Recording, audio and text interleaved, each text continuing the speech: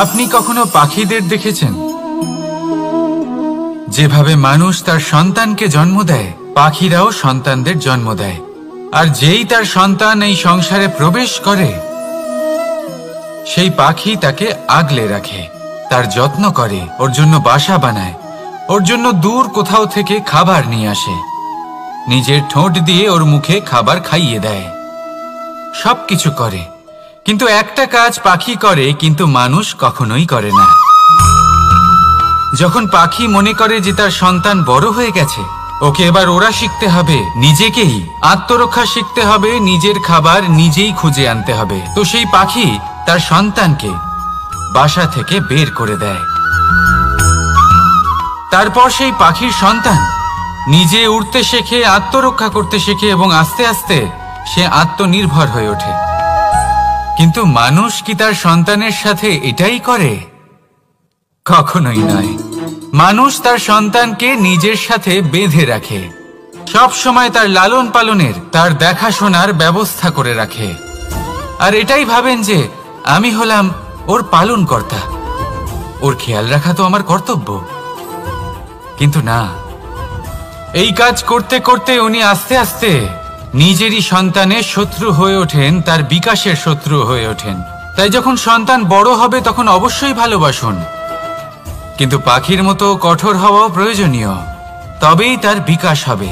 ওকে নিজের কষ্ট নিজেকেই সহ্য করতে দিন, শিখতে দিন জীবনের অনুভূতি কেমন, তবেই তার বিকাশ হবে।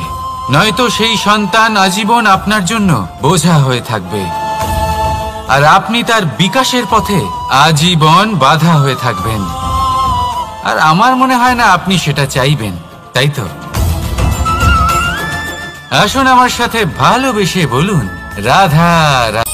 লক্ষ্য, পথ আর সাফল্য, এই তিনটেই একে অপরের সাথে জড়িত, কিন্তু অনেকবার মানুষ এদের ঠিকভাবে বুঝতে পারেন না। তারা ভাবেন যে যেরকম লক্ষ্য হবে সেরকমই পথ হবে, সেই মতোই লক্ষ্য কঠিন হলে পথ কঠিন হবে, লক্ষ্য সরল হলে পথও সরল হবে। যদি আপনাকে আসল সত্যের সাথে অবগত করাই, তাহলে দেখবেন সবকিছুই এর উল্টো। লক্ষ্য নিজের পথ বানায় না, পথ সেটাই যেটা আপনি স্বয়ং নির্বাচন করে আপনি নিজে বানান।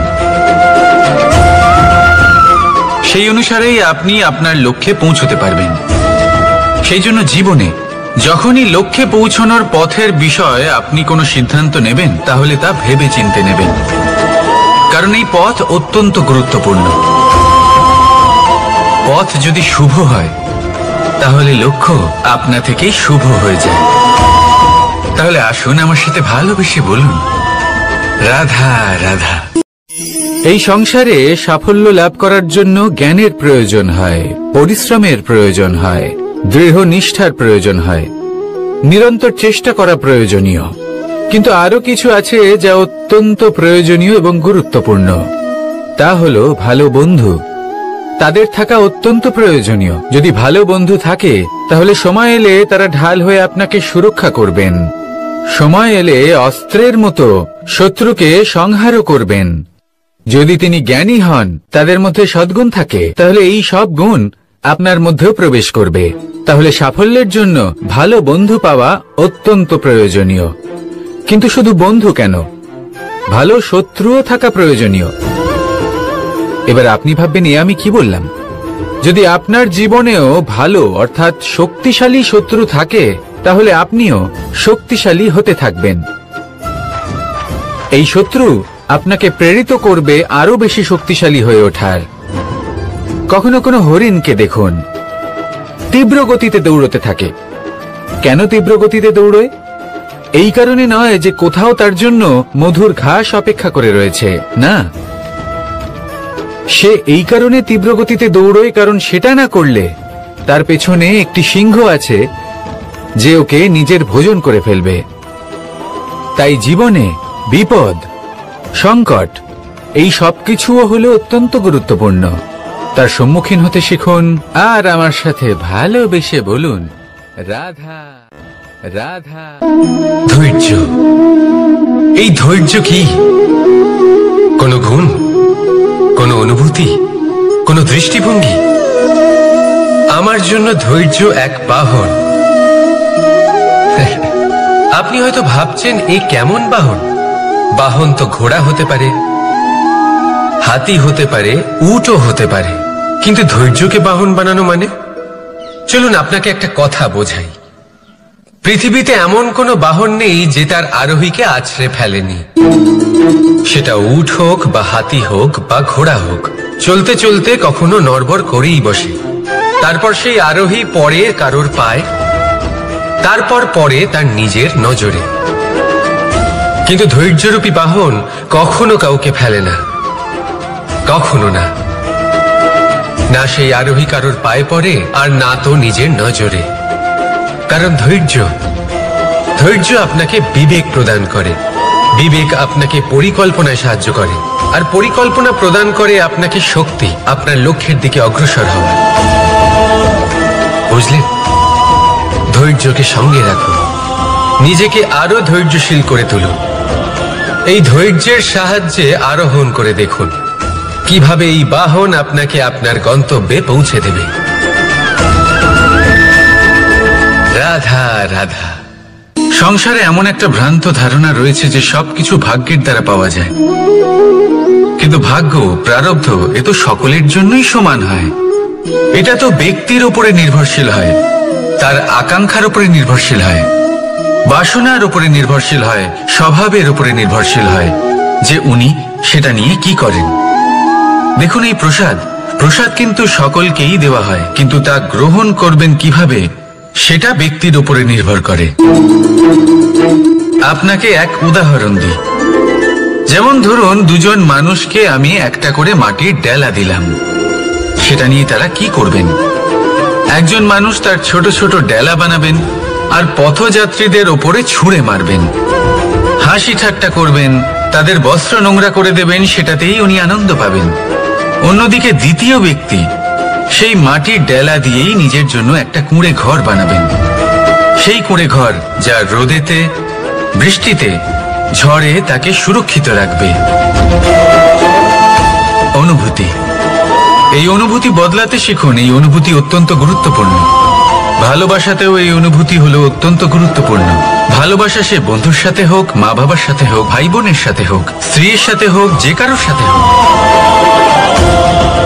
মনে রাখবেন, এই হলো সেই অনুভূতি যা আপনার ভাগ্য নির্ধারণ করে থাকে। তাহলে আসুন আমার সাথে প্রেমের অনুভূতি নিয়ে বলুন, রাধা রাধা।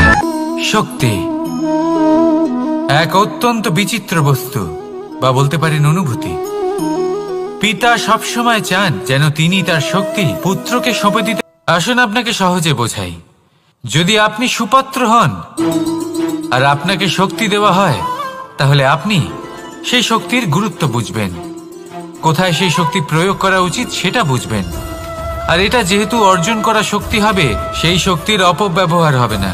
কিন্তু যদি এই আপনি কুপাত্র হন আর যদি আপনাকে এই শক্তি দেওয়া হয়, তাহলে কি হবে?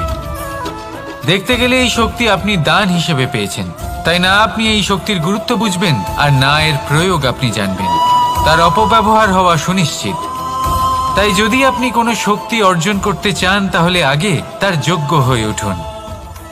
পুত্র নয়, পাত্র হয়ে উঠুন। আর আমার সাথে ভালোবেসে বলুন, রাধা রাধা। কথায় আছে, প্রত্যেক পুত্র তার পিতার প্রতিচ্ছবি হয়, আর সমস্ত প্রতিচ্ছবি চায় যেন সে তার অস্তিত্ব প্রাপ্ত করতে পারে। পুত্র চায় সে যেন তার পিতার মতো হয়, বা কখনো কখনো তার থেকেও শ্রেষ্ঠ হয়। সেটা কোনো অনুচিত ব্যাপার নয়।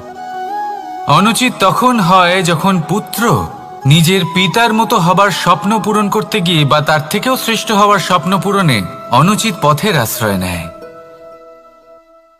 কারণ তারপরে সে তার পিতার গুণগুলি আত্মসাৎ করতে চায় না।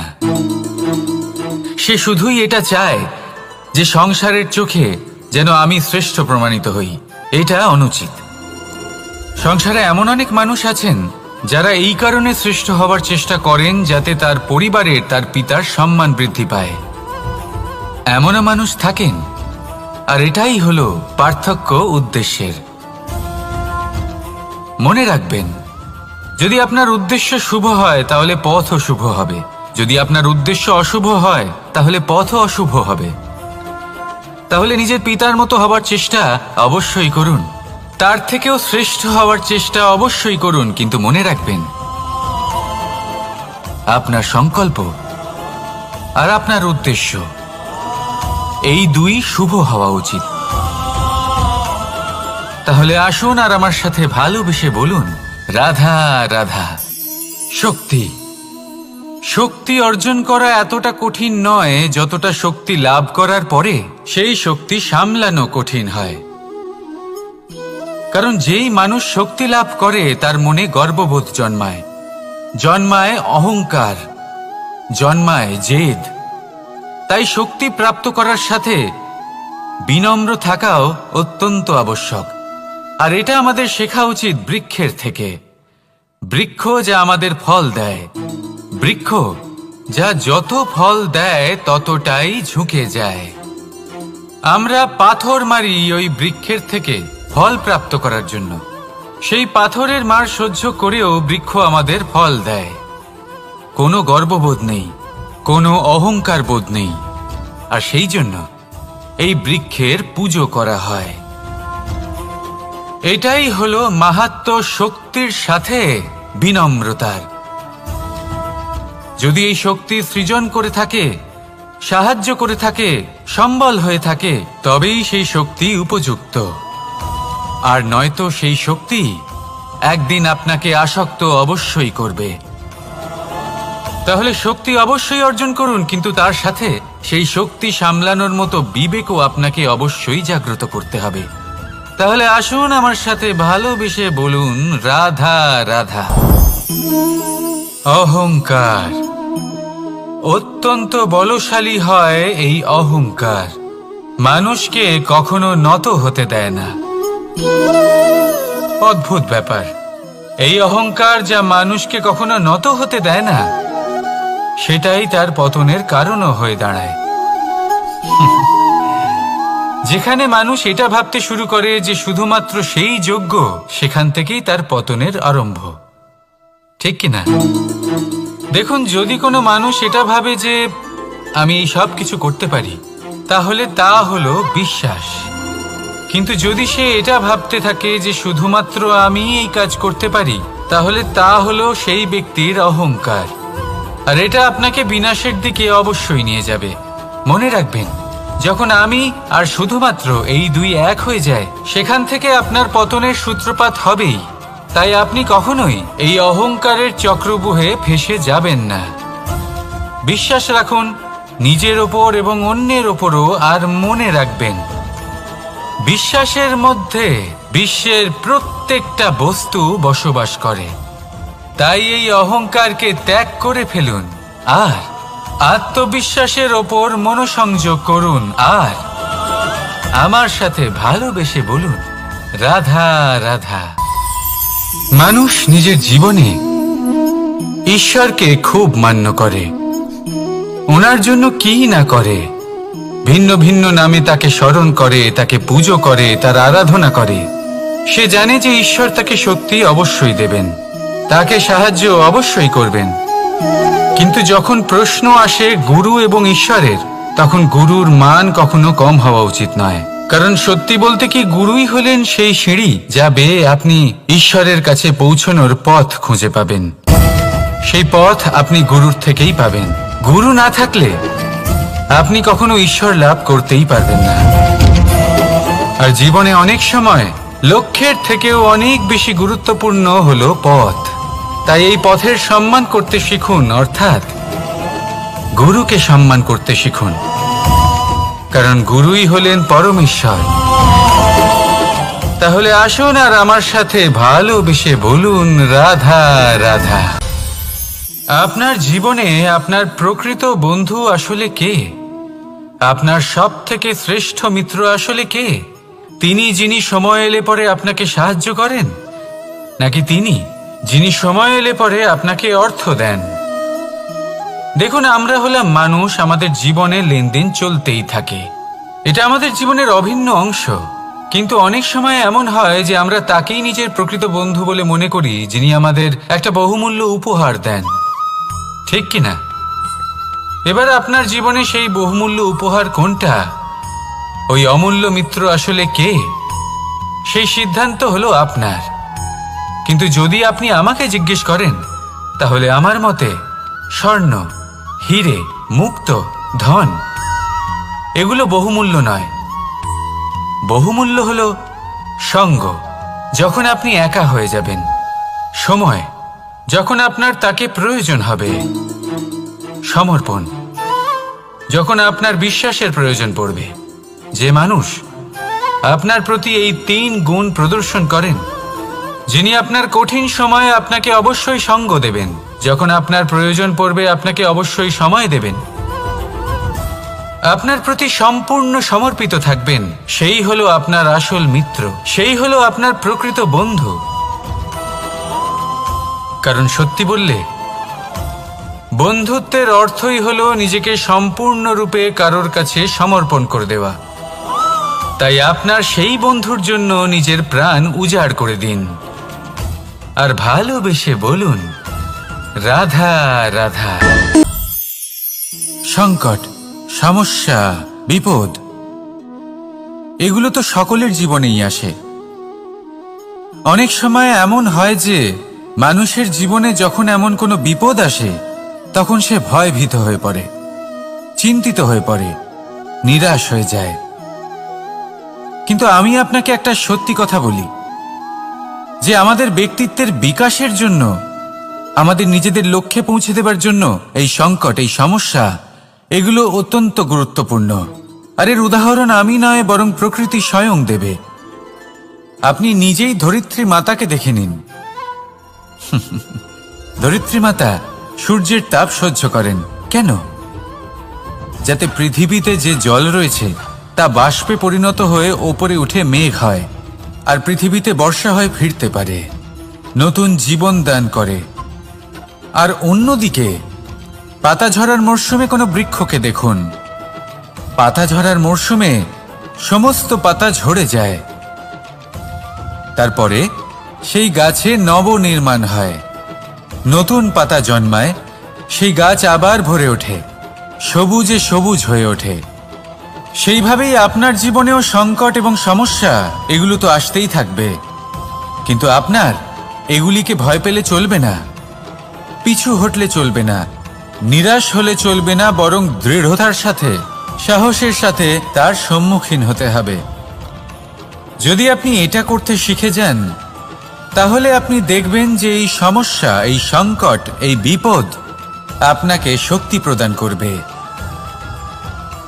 আসুন আমার সাথে ভালোবেসে বলুন, রাধা রাধা। প্রকাশ কার মধ্যে থাকে? সূর্য। শীতলতা কার মধ্যে থাকে? চন্দ্রমার মধ্যে। এবার যদি সূর্যের মধ্যে প্রকাশ না থাকে কি হবে? অন্ধকার। যদি চন্দ্রমার মধ্যে শীতলতা না থাকে তাহলে কি হবে? মহা অন্ধকার। সবকিছু অন্তরে আছে, শুভভাব আর সত্যতা প্রত্যেকটা মানুষের অন্তরের মধ্যে থাকবেই থাকবে। যদি এটা না থাকে তাহলে জেনে রাখুন কিছুই নেই।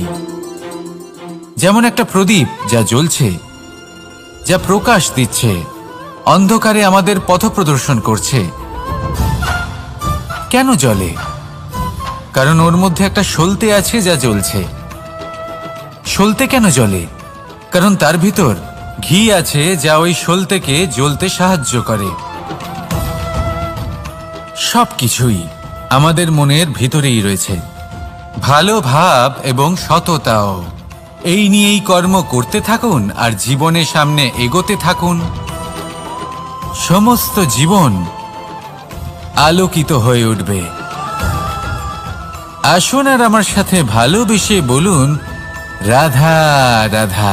কে পৌঁছানো অত্যন্ত কঠিন হয়। কেউ ভাবেন যে কেন এত কঠিন হয়, কেন এত কষ্ট করতে হয় লক্ষ্যে পৌঁছানোর জন্য। এই লক্ষ্য সরলভাবে কেন আমার কাছে চলে আসে না? চলুন আপনাকে একটা কথা বলি। যদি আপনার লক্ষ্য কঠিন না হয় তাহলে তাকে পাওয়া আপনার পক্ষে অসম্ভব হয়ে উঠবে। লক্ষ্যে পৌঁছানোর এই রাস্তায় আপনি যে কড়া রোদের সম্মুখীন হন, যার থেকে আপনি দূরে পালাতে চান, সেই রোদ আপনাকে প্রেরণা যোগায় যে আপনি এগোতে থাকুন। ভাবুন একজন যাত্রী যে কিনা নিজের লক্ষ্যের দিকে যাচ্ছেন, সেই পথে উনি যদি একটু ছায়া পেয়ে যান আর উনি ওখানে বিশ্রাম নেন, তাহলে তার সাথে তার ভাগ্য গভীর নিদ্রায় সেখানে বিলীন হয়ে যায়। তাই পরিশ্রমের করা রোদের থেকে কখনো দূরে পালাবেন না। জীবনে শুধু সামনে এগোতে থাকুন দৃঢ়তার সাথে। আর লক্ষ্য সরল হোক, কঠিন হোক বা অত্যাধিক কঠিন হোক, একটা কথা মনে রাখবেন, যে জীবনের লক্ষ্যে পৌঁছতে পেরেছে সে লক্ষ্য প্রাপ্তির জন্য আফসোস কখনোই করে না। রাধা রাধা। এই সংসারে সাফল্য লাভ করার জন্য জ্ঞানের প্রয়োজন হয়, পরিশ্রমের প্রয়োজন হয়, দৃঢ় নিষ্ঠার প্রয়োজন হয়, নিরন্তর চেষ্টা করা প্রয়োজনীয়। কিন্তু আরো কিছু আছে যা অত্যন্ত প্রয়োজনীয় এবং গুরুত্বপূর্ণ। তা হলো ভালো বন্ধু। তাদের থাকা অত্যন্ত প্রয়োজনীয়। যদি ভালো বন্ধু থাকে তাহলে সময় এলে তারা ঢাল হয়ে আপনাকে সুরক্ষা করবেন। সময় এলে অস্ত্রের মতো শত্রুকে সংহারও করবেন। যদি তিনি জ্ঞানী হন, তাদের মধ্যে সদ্গুণ থাকে, তাহলে এই সব গুণ আপনার মধ্যেও প্রবেশ করবে। তাহলে সাফল্যের জন্য ভালো বন্ধু পাওয়া অত্যন্ত প্রয়োজনীয়। কিন্তু শুধু বন্ধু কেন, ভালো শত্রুও থাকা প্রয়োজনীয়। এবার আপনি ভাববেন, আমি কি বললাম? যদি আপনার জীবনেও ভালো অর্থাৎ শক্তিশালী শত্রু থাকে, তাহলে আপনিও শক্তিশালী হতে থাকবেন। এই শত্রু আপনাকে প্রেরিত করবে আরো বেশি শক্তিশালী হয়ে ওঠার। কখনো কোনো হরিণকে দেখুন, তীব্র গতিতে দৌড়তে থাকে। কেন তীব্র গতিতে দৌড়য়? এই কারণে নয় যে কোথাও তার জন্য মধুর ঘাস অপেক্ষা করে রয়েছে, না। সে এই কারণে তীব্র গতিতে দৌড়য় কারণ সেটা না করলে তার পেছনে একটি সিংহ আছে যে ওকে নিজের ভোজন করে ফেলবে। তাই জীবনে বিপদ, সংকট, এই সবকিছুও হলো অত্যন্ত গুরুত্বপূর্ণ। তার সম্মুখীন হতে শিখুন আর আমার সাথে ভালোবেসে বলুন, রাধা। লক্ষ্যে পৌঁছানো অত্যন্ত কঠিন হয়। কেউ ভাবেন যে কেন এত কঠিন হয়, কেন এত কষ্ট করতে হয় লক্ষ্যে পৌঁছানোর জন্য। এই লক্ষ্য সরলভাবে কেন আমার কাছে চলে আসে না? চলুন আপনাকে একটা কথা বলি, যদি আপনার লক্ষ্য কঠিন না হয় তাহলে তাকে পাওয়া আপনার পক্ষে অসম্ভব হয়ে উঠবে। লক্ষ্যে পৌঁছানোর এই রাস্তায় আপনি যে কড়া রোদের সম্মুখীন হন, যার থেকে আপনি দূরে পালাতে চান, সেই রোদ আপনাকে প্রেরণা যোগায় যে আপনি এগোতে থাকুন। ভাবুন একজন যাত্রী যে কিনা নিজের লক্ষ্যের দিকে যাচ্ছেন, সেই পথে উনি যদি একটু ছায়া পেয়ে যান আর উনি ওখানে বিশ্রাম নেন, তাহলে তার সাথে তার ভাগ্য গভীর নিদ্রায় সেখানে বিলীন হয়ে যায়। তাই পরিশ্রমের করা রোদের থেকে কখনো দূরে পালাবেন না। জীবনে শুধু সামনে এগোতে থাকুন দৃঢ়তার সাথে। আর লক্ষ্য সরল হোক, কঠিন হোক বা অত্যাধিক কঠিন হোক, একটা কথা মনে রাখবেন, যে জীবনের লক্ষ্যে পৌঁছতে পেরেছে সে লক্ষ্য প্রাপ্তির জন্য আফসোস কখনোই করে না। রাধা রাধা। ধৈর্য, এই ধৈর্য কি কোনো গুণ, কোনো অনুভূতি, কোনো দৃষ্টিভঙ্গি? আমার জন্য ধৈর্য এক বাহন। আপনি হয়তো ভাবছেন, এ কেমন বাহন? বাহন তো ঘোড়া হতে পারে, হাতি হতে পারে, উটও হতে পারে, কিন্তু ধৈর্যকে বাহন বানানো মানে? চলুন আপনাকে একটা কথা বোঝাই। পৃথিবীতে এমন কোনো বাহন নেই যে তার আরোহীকে আছড়ে ফেলেনি। সেটা উট হোক বা হাতি হোক বা ঘোড়া হোক, চলতে চলতে কখনো নড়বড় করেই বসে। তারপর সেই আরোহী পড়ে কারোর পায়, তারপর পড়ে তার নিজের নজরে। কিন্তু ধৈর্যরূপী বাহন কখনো কাউকে ফেলে না, কখনো না। না সেই আরোহী কারোর পায়ে পড়ে আর না তো নিজের নজরে। কারণ ধৈর্য আপনাকে বিবেক প্রদান করে, বিবেক আপনাকে পরিকল্পনায় সাহায্য করে, আর পরিকল্পনা প্রদান করে আপনাকে শক্তি, আপনার লক্ষ্যের দিকে অগ্রসর হওয়া। বুঝলেন? ধৈর্যকে সঙ্গে রাখুন, নিজেকে আরো ধৈর্যশীল করে তুলুন। এই ধৈর্যের সাহায্যে আরোহণ করে দেখুন কিভাবে এই বাহন আপনাকে আপনার গন্তব্যে পৌঁছে দেবে। রাধা রাধা। সংসারে এমন একটা ভ্রান্ত ধারণা রয়েছে যে সবকিছু ভাগ্যের দ্বারা পাওয়া যায়, কিন্তু ভাগ্য, প্রারব্ধ এ তো সকলের জন্যই সমান হয়। এটা তো ব্যক্তির উপরে নির্ভরশীল হয়, তার আকাঙ্ক্ষার উপরে নির্ভরশীল হয়, বাসনার উপরে নির্ভরশীল হয়, স্বভাবের উপরে নির্ভরশীল হয় যে উনি সেটা নিয়ে কি করেন। দেখুন, এই প্রসাদ কিন্তু সকলকেই দেওয়া হয়, কিন্তু তা গ্রহণ করবেন কিভাবে সেটা ব্যক্তির উপরে নির্ভর করে। আপনাকে এক উদাহরণ দিই।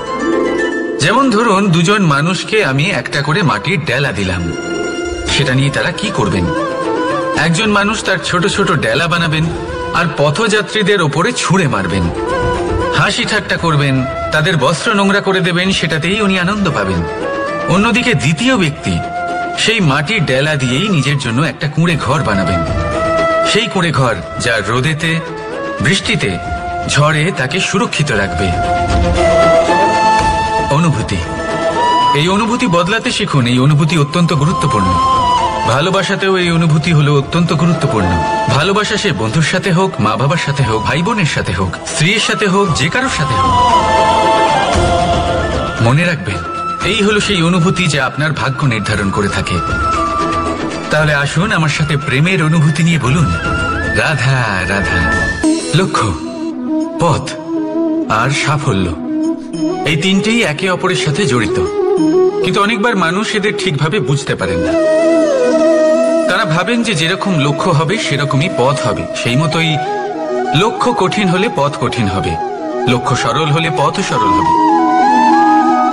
যদি আপনাকে আসল সত্যের সাথে অবগত করাই, তাহলে দেখবেন সবকিছুই এর উল্টো।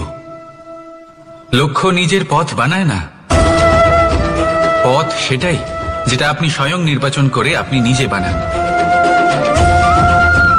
সেই অনুসারেই আপনি আপনার লক্ষ্যে পৌঁছতে পারবেন। সেই জন্য জীবনে যখনই লক্ষ্যে পৌঁছানোর পথের বিষয়ে আপনি কোনো সিদ্ধান্ত নেবেন, তাহলে তা ভেবে চিন্তে নেবেন, কারণ এই পথ অত্যন্ত গুরুত্বপূর্ণ। পথ যদি শুভ হয়, তাহলে লক্ষ্য আপনা থেকেই শুভ হয়ে যায়। তাহলে আসুন আমার সাথে ভালোবেসে বলুন, রাধা রাধা। ভাগ্য আর কর্ম, এই দুই এমন শব্দ যাকে ঘিরে সমগ্র সংসার। কেউ বলে আমার ভাগ্যে এটা ছিল না, যা পেলে আমার জীবন অন্যরকম হতো। কেউ বলে আমার গত জন্মের কর্ম নিশ্চয়ই এমন ছিল, যে কারণে এই জন্মে এরকম ভাগ্য পেয়েছি আমি। এসব বাদ দিন আর একবার শান্ত চিত্তে ভাবুন। আপনি বুঝতে পারবেন যে ভাগ্য আর কর্ম এই দুই এই জন্মের। তফাৎ শুধুমাত্র এটাই যে যদি ভাগ্যের কথা বলা হয়, তাহলে আপনি এই ভাগ্যের থেকে যত বেশি আশা করবেন, তত বেশি নিরাশ হবেন আপনি, কারণ এই আশা আপনাকে কর্ম করা থেকে আটকায়।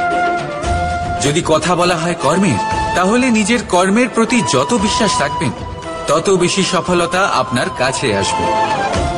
তাই একটা কথা মনে রাখবেন, ভাগ্য আপনার কর্ম নির্ধারণ করে না, কিন্তু আপনার কর্ম আপনার ভাগ্যকে অবশ্যই নির্ধারণ করে। রাধা রাধা। নাম কত সাধারণ একটা বিষয়। প্রত্যেক মানুষ যে জন্ম নেয়, তাকে একটা নাম দেওয়া হয়, যা সে পেয়ে থাকে তার মাতা পিতার দ্বারা, না হলে তার গুরুর দ্বারা, বা কোনো আত্মীয়ের দ্বারা, বা কোনো কাছের মানুষের দ্বারা। এই নামের সাথেই সে আস্তে আস্তে বেড়ে ওঠে। কিন্তু এটাই কি সেই নাম? এই নামই কি সবকিছু?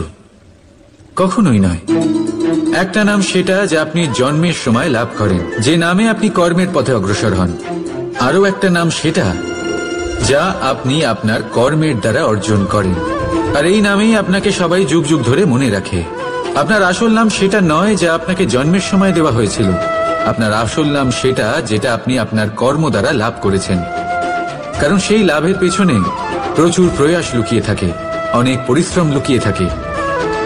কিন্তু যদি আপনি চান যে মানুষ আপনার নাম মনে রাখে, তাহলে আপনাকে কর্মের পথে অগ্রসর হতেই হবে, শুভ কর্ম করতে হবে, অনর্গল চেষ্টা করে যেতে হবে, মহান কাজ করতে হবে। আর বিশ্বাস করুন, আপনি একটা মহান নামের ফল অবশ্যই লাভ করবেন। রাধা রাধা। আমি এখানে একা এই বনে বসে আছি, বাঁশি বাজাচ্ছি। কার জন্য? কে আছেন এখানে? কেউ নেই।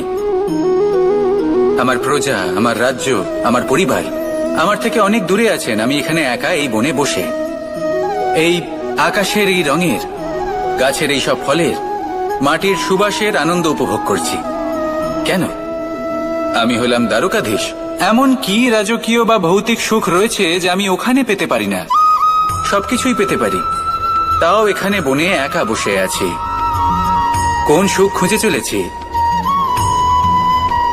একা থাকার সুখ। আমরা প্রত্যেকদিন অনেক মানুষের সাথে, চিন্তাধারার সাথে, কর্মের সাথে, পরিস্থিতির সাথে, সুখ দুঃখের দ্বারা বেষ্টিত থাকি। জীবনের এই চক্রে আমরা জড়িয়ে পড়তে থাকি।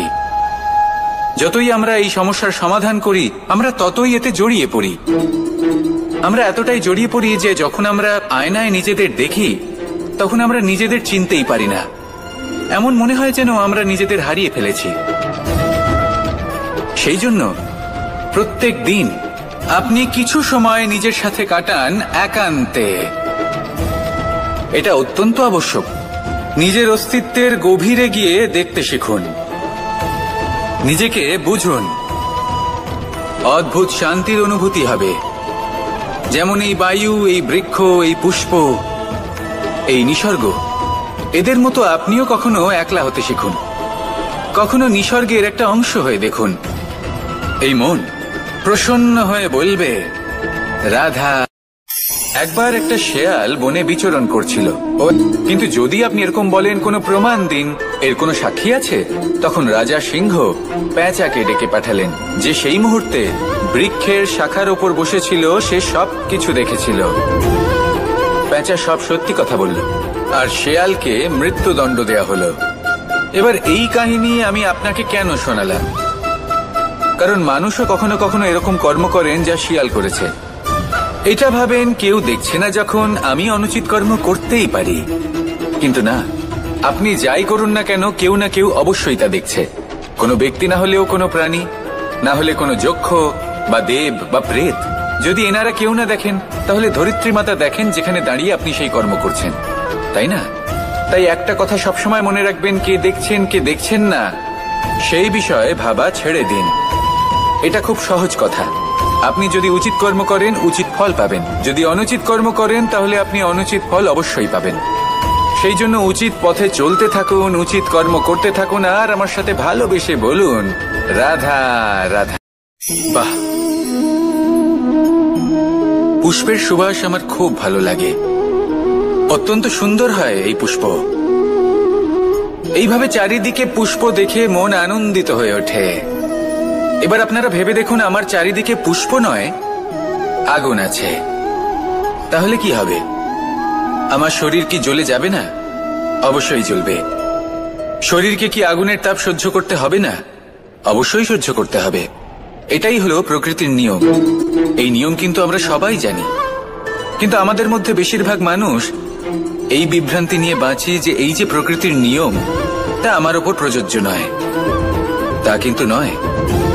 আমাদের চতুর্দিকে এই যে নিসর্গ রয়েছে, আমরা তার কতটা ক্ষতি করি সেটা একবার ভেবে দেখুন। আমরা বনাঞ্চল জ্বালিয়ে দিই, বায়ু দূষিত করি, জল দূষিত করি, প্রাণীদের হত্যা আমরা করি। কেন? এই নিসর্গ আমরা নষ্ট করি, যদিও আমরা জানি যে আমরাও হলাম এই নিসর্গেরই অংশ। এবার দেখুন, শরীরের কোনো অংশে যদি আগুন ধরান, আস্তে আস্তে সমস্ত শরীরও জ্বলে যাবে। সেইভাবেই নিসর্গ যদি নষ্ট হয়ে যায়, তাহলে মনুষ্য জাতিও নষ্ট হয়ে যাবে। তাই এই যে নিসর্গ আপনি দেখছেন, এই পুষ্প, এই বৃক্ষ, বায়ু, জল, এদের সকলকে রক্ষা করুন, নষ্ট নয়। মনে রাখবেন, যদি নিসর্গ থাকে মানুষ থাকবে, যদি নিসর্গ থাকে তাহলেই জীবন থাকবে। আসুন আমার সাথে ভালোবেসে বলুন, রাধা রাধা। কারই না পছন্দ বলুন তো? অত্যন্ত সুস্বাদু হয় এই মধু, মিষ্টি খেতে হয় এবং তা শক্তিও প্রদান করে, এবং প্রত্যেকটি মিষ্টি পদার্থের মতোই এতেও খুব তাড়াতাড়ি পিঁপড়ে ধরে যায়। অন্যদিকে যদি নুনকে দেখি, তাহলে বছরের পর বছর রাখলেও এতে পিঁপড়ে ধরে না। এবার যদি কথা বলি বন্ধুত্বের, তাহলে বন্ধুত্ব নুনের মতো হওয়া উচিত, মধুর মতো নয়। যারা সামনে এলে শুধুমাত্র মধুর মধুর কথা বলবে, পরে এতে পিঁপড়ে ধরে যাবে, এটা নুনের মতো হওয়া উচিত। প্রকৃত বন্ধু হলো সে যে সময় এলে পরে আপনার সামনে আপনার প্রকৃত সত্য তুলে ধরবে, তা সে যতই কঠিন হোক না কেন। আপনার দোষ, আপনার অপগুণ, আপনার খামতি আপনাকে বলতে পারবে, যাতে আপনি সেগুলো শুনে মেনে নিয়ে তারপর নিজেকে শুধরোতে পারেন। এটাই হলো প্রকৃত বন্ধুত্ব। কখনো নিজের জীবনের আশেপাশে মন দিয়ে দেখবেন, অনেক সময় এমন মানুষ থাকেন, অনেক বন্ধু থাকেন, যাদের দেখে আমাদের মনে হয় যে এনারা খুব কঠোর, এনাদের কথা খুব কটু। কিন্তু বেশিরভাগ এমন মানুষের মনটা যদি বুঝতে পারেন, তাহলে দেখবেন তাতে কোনো মালিন্য নেই, এনাদের মন অত্যন্ত পবিত্র হয়। যদি আপনার জীবনেও এমন কোনো ব্যক্তি থেকে থাকে, এমন বন্ধু থাকে, তাহলে তাদের আগলে রাখুন আর আমার সাথে ভালোবেসে বলুন, রাধা রাধা। যতক্ষণ আমরা এই সংসারে জীবিত, ততক্ষণ আমাদের সাথে সবকিছু থাকে, আমাদের ধন, সুখ স্বাচ্ছন্দ্য, আমাদের মিত্রগণ, আমাদের পরিবার, এই সমাজ, এই সবকিছু আমাদের সাথে থাকে। যেদিন আমরা এই সংসারকে ত্যাগ করব, এদের মধ্যে কেউ আমাদের সাথে যাবে না, না ধন, না স্বাচ্ছন্দ্য, না সম্পত্তি। এই সকল মানুষ, এই সমাজ, এরা শুধুমাত্রই শ্মশান পর্যন্ত আমাদের সাথে থাকতে পারবেন। তারপরে যদি আমাদের সাথে কিছু যেতে পারে, তাহলে তা শুধুই আমাদের ধর্ম। আর এই সংসারে আমরা নিজেদের যে সুনাম রেখে যাই, সেটা সম্ভব শুধুমাত্র কর্মের দ্বারা। সেই জন্য সংসারে যতদিন পর্যন্ত জীবিত আছেন, যদি কিছু অর্জন করতে চান, তাহলে ধর্ম অর্জন করুন, ধর্মের বিষয়ে স্পষ্টতা অর্জন করুন এবং কর্ম অর্জন করুন। এটাই হবে আপনার অতীত এবং এটাই হবে আপনার ভবিষ্যৎ, এবং এটাই সকলকে প্রেরণা প্রদান করবে। আসুন আমার সাথে ভালোবেসে বলুন, রাধা রাধা। কোনো যাত্রায় যাব বলে মনে করি, তখনই আমরা প্রস্তুত থাকি আসন্ন বিপদের জন্য বা সংকটের জন্য। যেমন যদি আমাদের মনে হয় যে আজকের পরিবেশ খুব ঠান্ডা হবে, তাহলে আমরা গরম বস্ত্র ধারণ করি বা সেটাকে সাথে নিয়ে যাই। যদি মনে হয় যে বৃষ্টি হতে পারে বা বৃষ্টি হয়ে চলেছে, আমরা দেখছি, তাহলে আমরা একটা ছাতা সাথে নিয়ে নিই। আমরা প্রস্তুত থাকতে চাই এবং এটাই উচিত, এবং সেই কারণেই আমরা যাত্রায় সাফল্য লাভ করি।